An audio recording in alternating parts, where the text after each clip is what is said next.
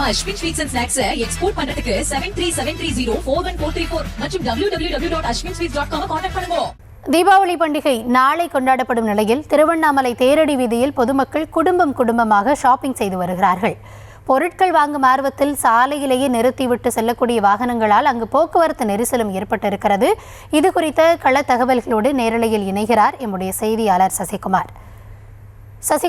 வணக்கம். பொதுமக்கள் ஆர்வத்தோட ஷாப்பிங் பண்றாங்க, சரி, அங்க ஏதும் வாகனம் நிறுத்துமிடம் எதுவும் தனியாக இல்லையா, இல்ல போக்குவரத்து காவலர்கள் அங்கு சீர் செய்யும் பணியில ஈடுபடலையா, என்ன கள நிலவரம்?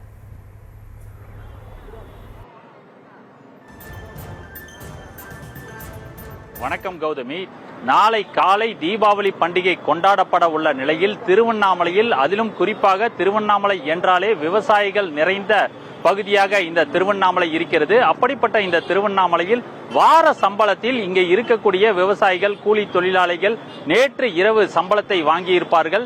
இன்று காலை திருவண்ணாமலை நகரில், அதாவது முக்கிய வீதி என்று சொல்லக்கூடிய மாட வீதியில் அதிக அளவில் மக்கள் கூட்டம் காணப்படுகிறது.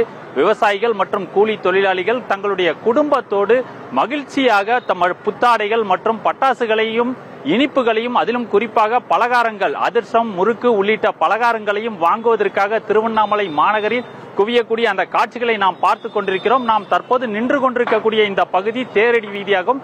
இந்த தேரடி வீதியில் காங்கிரீட் உயர்தர சாலைகளானது அமைக்கப்பட்டு வருகிறது. இப்படிப்பட்ட இந்த காங்கிரீட் உயர்தர சாலை அமைக்கக்கூடிய இந்த பகுதியில் இருக்கக்கூடிய கடைகளில் குறிப்பாக நாம் சொல்ல வேண்டும் என்றால், அந்த கடைகளுக்கு பார்க்கிங் வசதிகள் எதுவும் இல்லாததால் வரக்கூடிய மக்கள், அதாவது கிராமப்புறங்களிலிருந்து இருசக்கர வாகனங்களில் வரக்கூடிய மக்கள் சாலையிலேயே அந்த வாகனங்களை நிறுத்திவிட்டு செல்வதால் போக்குவரத்து நெரிசலானது ஏற்படுகிறது.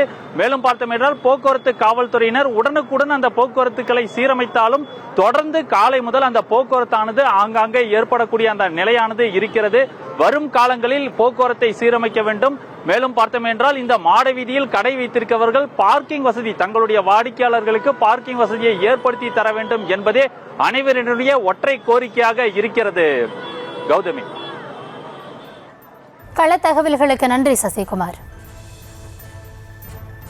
நம்ம Ashwin sweets and snacks export பண்றதுக்கு 7373041434 மற்றும் www.ashwinsweets.com கான்டாக்ட் பண்ணுங்க.